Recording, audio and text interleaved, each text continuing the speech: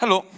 So, very nice to be here. I am Daniele Di Benedetto. I am the engineering manager here at Horizen Labs, and I'm currently leading our new project, zkVerify. Today, we are going to take a journey explaining what are monolithic blockchains, what are modular blockchains, and the transition through that, and which is kind of not topic today, and why, according to us, this transition is possible thanks to ZK, zero knowledge technologies. So, okay, a little bit of refreshment. I know that you don't need it, but we'll do it anyway. What is a blockchain? Difference between monolithic and modular blockchains, the modular blockchain landscape, so how many modular blockchains are there? Spoiler, too many. What is zero knowledge, which is a hot topic, and I think it's worthwhile to be speaking about it also here, and how ZK is helping modular blockchains, and what ZK would allow you to unlock in terms of use cases. So I'll be very quick here. A blockchain is a distributed ledger made up by a set of nodes that validates transactions submitted by users and broadcast these transactions such that all of the nodes of the network can validate them. The node of the network agree on the transaction and on transaction ordering by creating blocks that are list of transactions. Blocks are linked together such that whatever transaction they record, it will stay in the blockchain forever. It will be verifiable publicly by anyone. So they guarantee safety, liveness, security, and so on.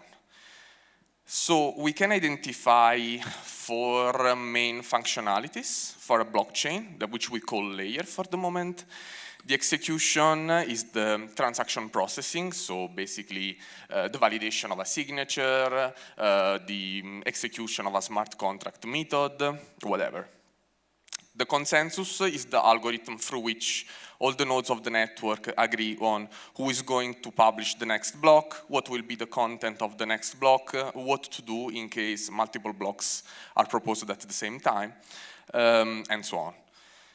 The data availability instead is the functionalities that, the guarantee that the blockchain should provide, that is to store historical data so that anyone is able to validate all the transactions happened in all the history of the blockchain, essentially reconstructing the state of the blockchain starting from the Genesis block.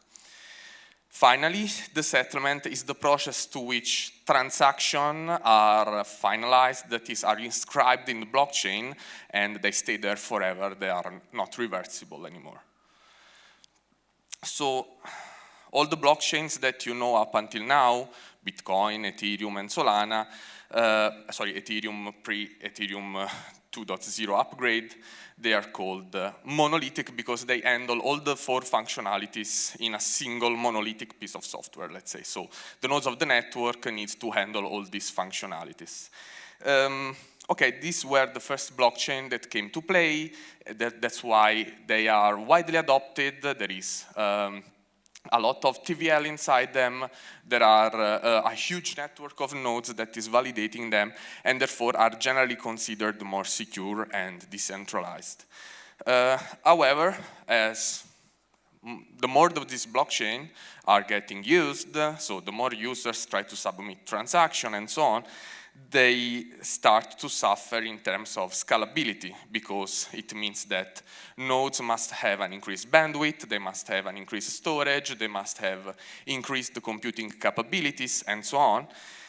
This is bad for node operators that needs to pay more for maintaining the blockchain, but also for the users of the blockchain, because they need to reward the nodes, and so they need to charge more on fees.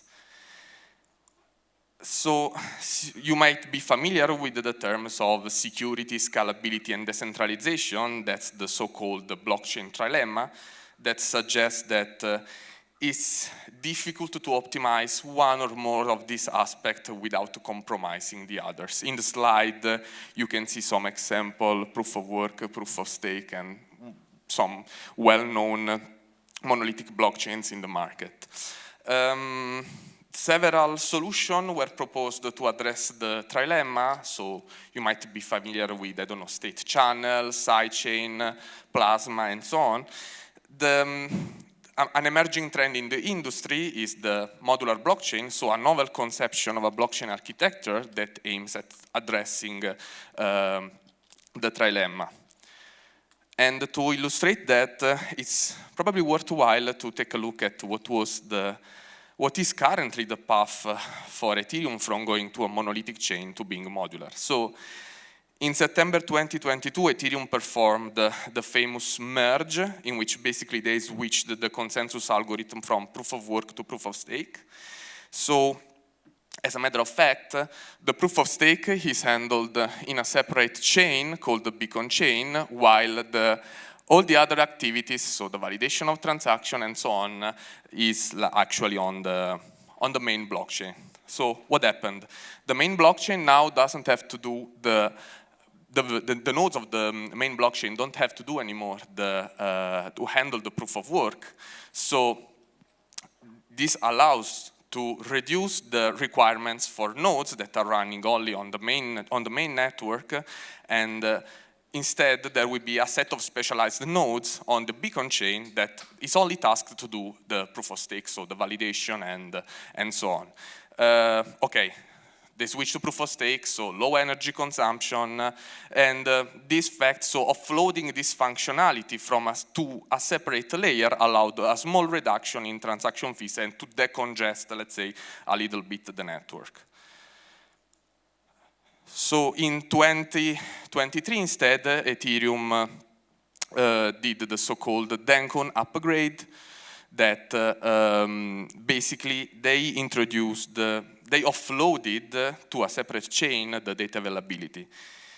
Because, let's say, many smart contracts, many applications on chain rely on committing a lot of data on the main network, the cold data, if you're familiar with the terminology, and okay, this cold data fills up block space, and as more application is demanding block data, they fill up the block space, there is not room for everyone, and of course, so the fees that people need to pay in order to post such data started to become astronomically high. This Dencon upgrade, or proto-Dunk sharding, basically started to address this kind of problem as a minor step towards the full sharding of the Ethereum chain, in which basically they introduced a new kind of transaction that allows you to store blobs of data, whatever data you like to be, and they are now attached, let's say, as a sidecar to the beacon chain. So effectively, the nodes on the main chain do not have to deal anymore with data availability. The reality is a little bit more complex, but I'm simplifying. And this has the immediate effect to reduce by several orders of magnitude, like 10 times, or maybe even more, the fees for cold data only. So, what does the Ethereum journey teach us? That if you're able to move some functionalities of your monolithic chain to a separate blockchain, to separate modules which do not live on the main chain but communicate with them, you are able to improve your scalability by a lot. And that's the idea behind the modular blockchain architecture. So modular blockchains are essentially blockchains that handle typically one or more of the 4 functionalities that we have seen before: execution, consensus, data availability, and settlement, that you can move out of your monolithic chain. Your monolithic chain is called the L1, and the other chain will be called L2s. You can apply recursively the same reasoning, so you can offload some function of the L2 to other modular blockchain, and they become L3, and so on. So, of course, we have seen this improves the scalability by a lot, because now there are a set of nodes on separate blockchains that are tasked with specific tasks that the monolithic chain, the L1, doesn't need to do anymore. you have more flexibility because, I don't know, for instance, in Ethereum pre-merge, if you wanted to upgrade the consensus algorithm, it will affect also all the other functionalities of the chain. While now, you can upgrade only the monolithic chain, and you don't need to care about whatever happens on the main chain. And for monolithic chains, in which hard forks takes also sometimes, quite often, years, this is a very, very good benefit. And of course, they are interoperable by design because they need to communicate with the layer 1 because they're taking responsibility of doing some of their tasks. And in case you have multiple modular blockchain, they need to communicate also among each other. So this bolsters interoperability, and you can do actually quite cool stuff. There are some cons, the blockchain trilemma, remember. So in terms of security, if you think about it, you are moving functionalities toward the main chain, but these functionalities needs to be secured as well.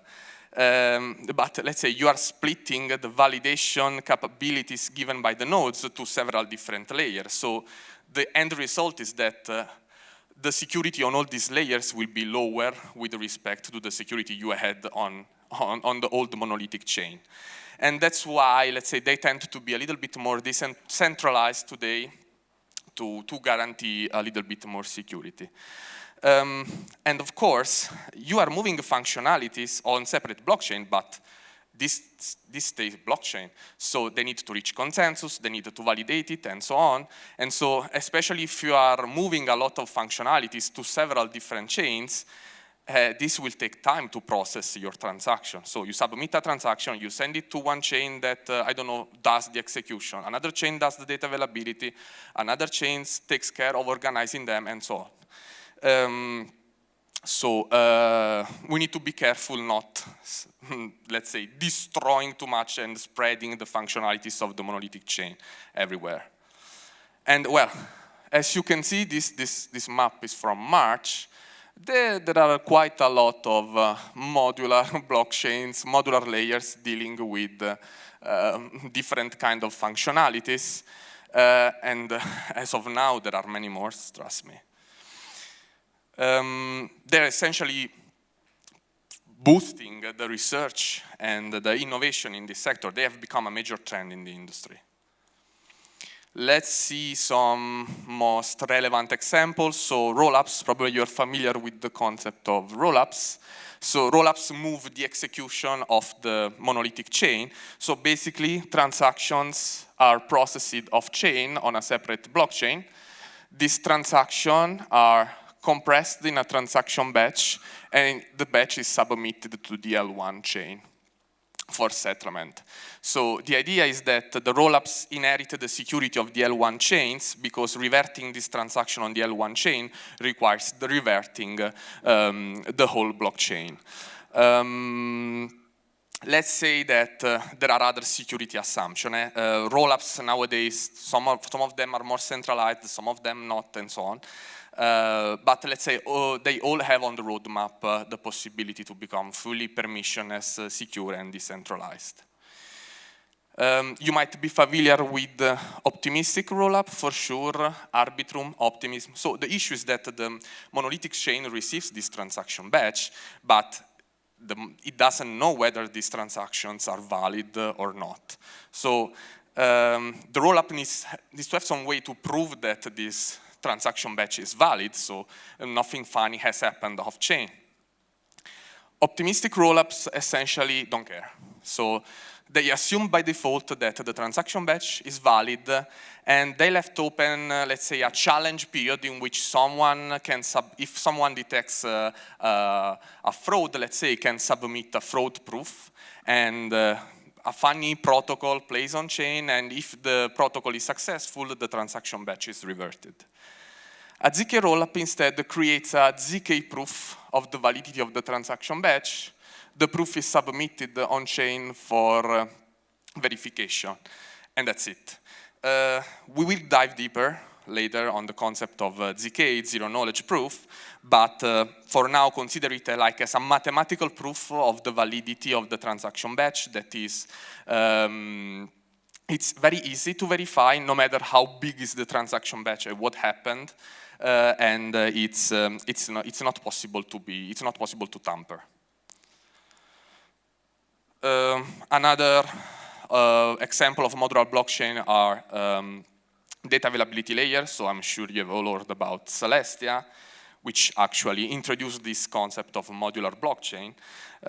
So we have talked about the cold data. A lot of rollups relies on transaction data. The transaction patch is pretty big, and posting this on Ethereum is costly. So much like Ethereum did with the Dencon upgrade, there are other blockchains that deal with data availability. So what happens is that you submit the transaction batch not on Ethereum, but on this data availability layer. This data availability layer guarantees that it will store your data, that your data will be available in case someone wants to validate the transaction batch on Ethereum. How do they guarantee this? They release a kind of proof, an attestation on the L1, that the smart contract using this other data forwarded by the rollup can check. So the smart contract is sure that the transaction batch is stored somewhere, it's available, and it's retrievable in case of, I don't know, you have to do a fraud proof or whatever. The situation can get a lot more complicated, as you might see. But let's say what is the main takeaway here is that modular blockchains are a big trend, and they are actually a quite useful feature. So you can create a new blockchain from scratch by just composing already existing modular blockchains, or you can boost the power of your monolithic chain to scale by just offloading some functionalities to other already existing modular blockchain. We miss still an important piece, that is zk, why zk is important, and why it's important in terms of the transition from monolithic to modular. So I will leave the word to Zain here that is going to explain. Thank you.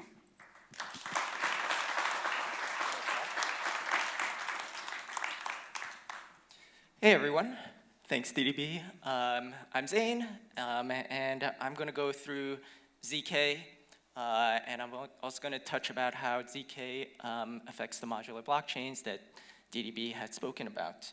And also I'll go through some use cases. So what is zk? I want to take a giant step back and look at it from a holistic standpoint. So zero-knowledge proofs, it's a technology that's been around since 1985. And I just want to put it in perspective. On the right, you'll see that the first block for Bitcoin was, 24 years later, in 2009. Ethereum was 2015, 30 years later. And it has a rich history. And I'm going to go through one paper to help me explain zero-knowledge proofs. This is a 1991 paper called Checking Computations in Polylogarithmic Time. Yeah, this paper was published in 1991. That's pre-iPhone and also pre-Nokia. Nokia was released in 1992. What the core part of this paper mentions is that it was looking to have a single unreliable PC, which was slow, be able to leverage and monitor the operation of this herd of supercomputers. But this herd of supercomputers doing the computation was unreliable and untested. And so it was using zero-knowledge proofs to say, hey, we want to be able to verify that those computations were done in the right way without actually re-executing them. And that's really what Daniele had mentioned with the L2s and that batch of transactions. So what are ZKPs? Really, they can be thought of as an advancement in cryptography. They are a protocol where there's one party, a prover, and the prover for any given statement can convince a verifier that that statement is true without revealing anything about that statement or computation. Now, for this advancement, there's something really great about this proof system. There are three properties that are very natural that help blockchain. One is completeness, another is soundness, And the third is zero knowledge. I won't go too deeply into completeness or soundness, but zero knowledge is the fact that the party that's verifying learns nothing about the fact that whatever statement that's being proven is true.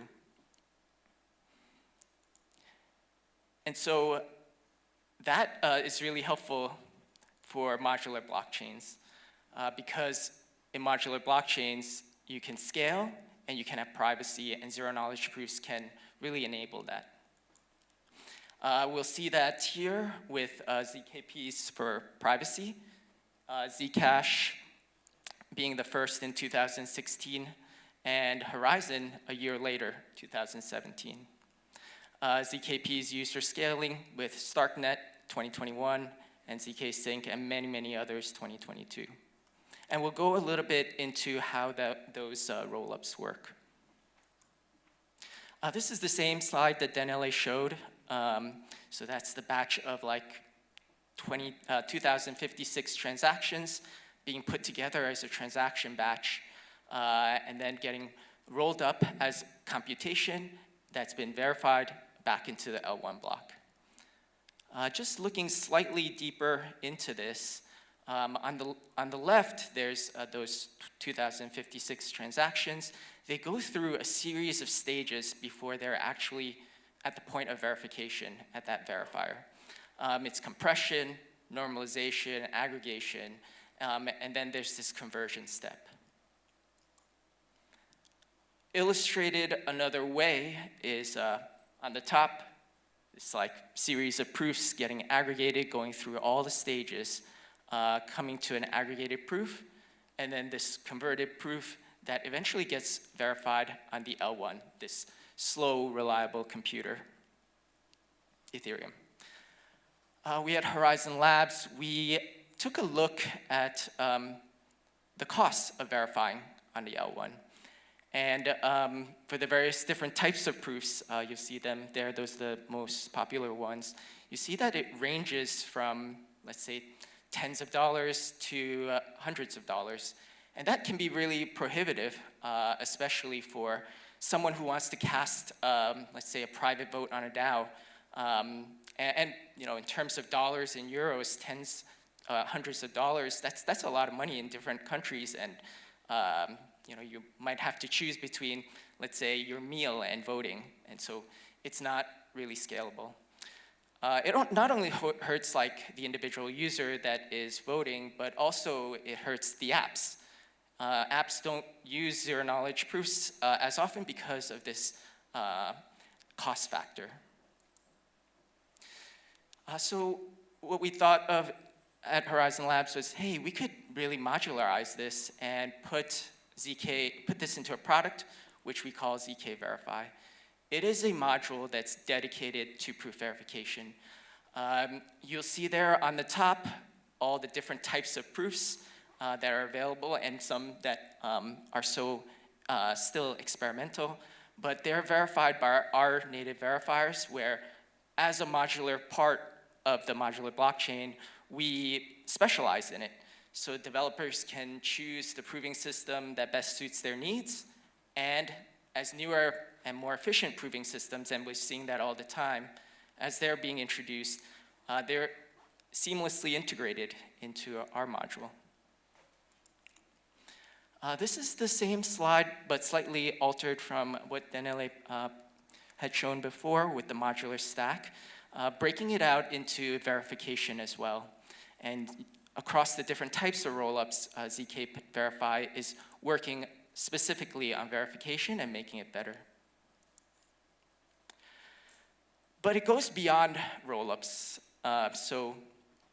It's really a generalized workflow for all types of apps, not just rollups. Any proof generating system can send proofs to our module, our modular blockchain, and have it verified. Eventually, Daniele also talked about the concept of an attestation being sent to an L1. We go through that process here in the workflow for any Web3 workflow. But we've also made it simpler for Web 2 friendly workflows, meaning that maybe you don't have Solidity code on an L1, and you do want to utilize proofs. Proofs can be generated in the browser now, so if your Web 2 app is generating proofs in the browser, you could send it to us, and we have this NPM package publicly available now, where a proof gets sent, and your app could be written in TypeScript, can register listeners so that, hey, when your proof has been submitted, has it been finalized, has it been included in a block? And I'll talk a little bit more about these Web 2 use cases up next. To start off the conversation around use cases, I want to look at zkML because a lot has been said about it. This book here called The Diamond Age was written in 1995. It is a science fiction book by Neil Stephenson, where every child that's born in this futuristic age is raised with an AI. And that AI guides that child through the various stages of life, teaching it values, things that the child needs to know. But is it really that much different from what's happening now, where our children are asking ChatGPT all the questions that they run into, and even us ourselves? Is the AI that you're asking for, maybe that your children are asking, is it the model that it said it was doing, and not some other model that's been inserted some random things that maybe your child shouldn't be looking at? And is the model fair? So there's many white papers around fairness, and machine learning, ZK machine learning, is really tackling that problem. Is the model that is being used actually the model that is said? And they're doing it through zero-knowledge proofs. Along the same lines of AI, there's so much content now that you can't tell if it's created by an AI or not. Or is it created by humans? Is it real? The folks from Stanford, Dan Benet, has a project called Veritas. They know that cameras now have a chip in there that signs a photo, as well as the metadata, saying that that photo has been taken by that camera, that specific camera.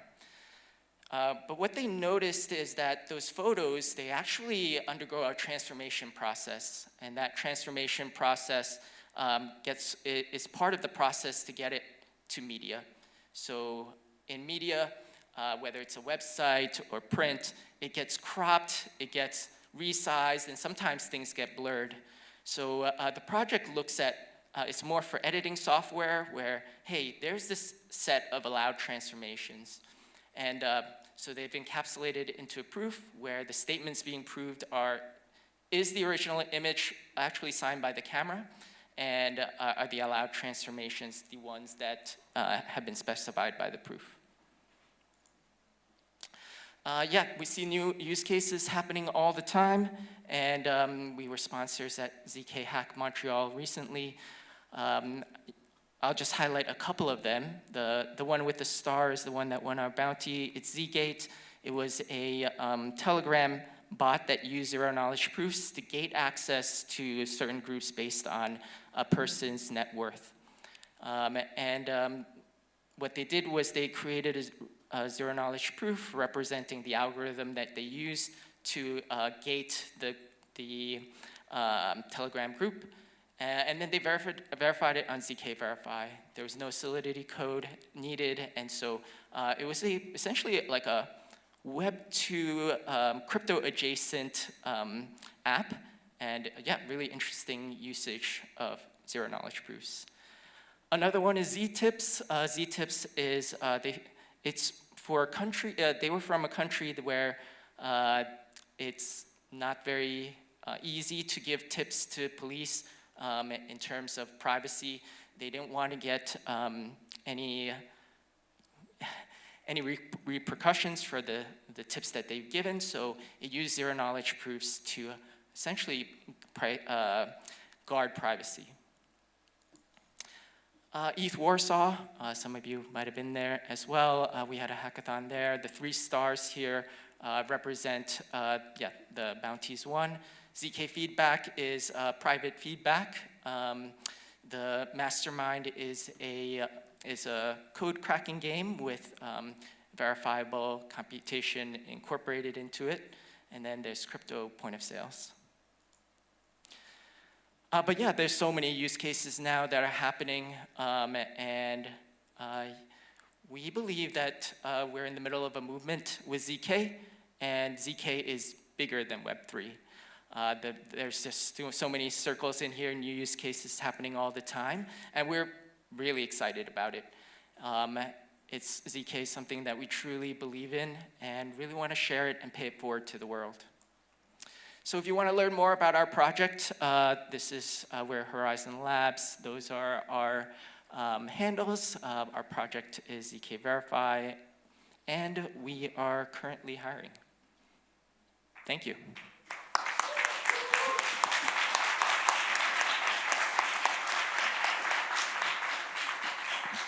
Also can answer any questions as well.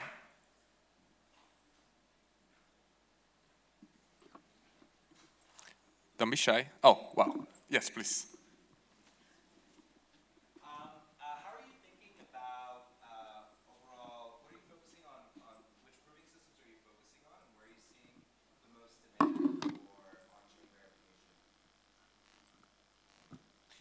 I mean, currently we are focusing on, well, we have integrated Grot16, Flonk, that is the one used by Polygon zk EVM, Risk Zero, and the one used by Aztec Noir. The cool thing about the project, I think, is that you are not really tied to any proving system or to any crypto. You can use whatever proving system you want, whatever elliptic curve you want, and so on. Personally, as a major trend in the industry, I see more and more people, all these zk apps that we have shown here, that are using either zk VMs like Risk Zero, or in general some kind of high-level languages for circuit DSL like Noir. It's cool because it's making people coming from Web 2 or people that doesn't know anything about cryptography coming towards Web 3 and zk. Yeah, great question, and to exactly what Daniele mentioned, to add to it, just last quarter there were 13 papers published in zk proof systems, and the space is moving quickly. Folks like Irreducible are working on the hardware side. They have Binius, and there's always new proving systems coming all the time. It's a space that's like difficult to keep up with, and we're as Daniele mentioned, we're like really focusing on that so others don't have to. Please. I would love to chat about a proving system that we're exploring in Capture called Bull in the Head, which is limited, it's non-succinct, and so it requires a centralized prover. And I was just browsing through your documentation. A big wish list for folks that need to prove on large data is being able to decentralize verifiers that have to be, that are required to be centralized with publicly can't be known. Yeah, have you heard about volley in the head? There is still kind of novel research on top of that, right? So it's kind of a novel field, but would love to chat and know more about that. Yeah, and also we'll be at zk Summit in Lisbon in about, I think like a week and a half, 2 weeks. Yeah.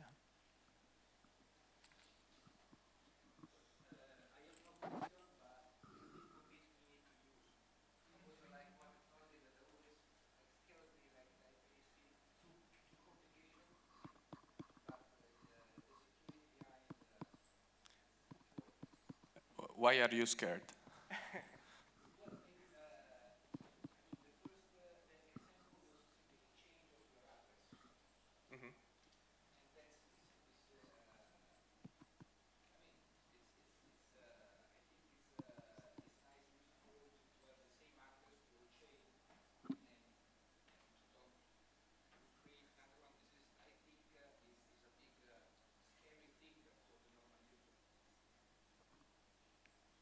Yeah, I get it. Yeah, the messaging is very important, I think. So that's why we also, and all of these projects undergo audits to be sure that everything works as expected. But I think, yeah, it's scary, but I think the benefit is that it's fully private, right? So you can move funds, you can do whatever, assuming that you're not laundering money, which we don't know. But yeah, for sure, that's a big, that's one probably of the main obstacle for mass adoption, but I'm seeing in the Web3 world and also government in general are opening up towards this technology. Yeah, and I'm glad to hear that you're experimenting more with it, and yeah, we're seeing like some good projects come out from the hackathons that I mentioned. We will also be sponsoring the hackathon in ETH Sofia. Thank you very much. Thank you.